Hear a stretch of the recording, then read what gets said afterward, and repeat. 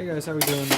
Today we have a DeLonghi here that was brought to us by Lane, and the issue that we were told was that So the power weird. button wasn't working. So we plugged it in, but it is worth noting that the DeLonghi that was provided to us was given to us without a drip tray, without a portafilter, and without a water tank, which is fine.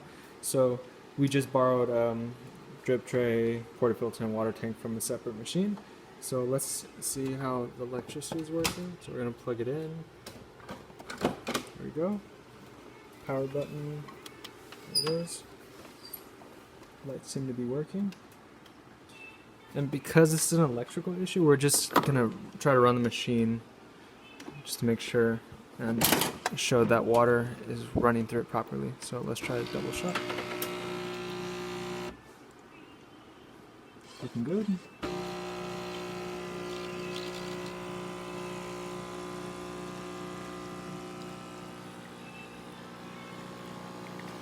There we go. Decent flow, obviously no coffee, but nonetheless the machine seems to be working.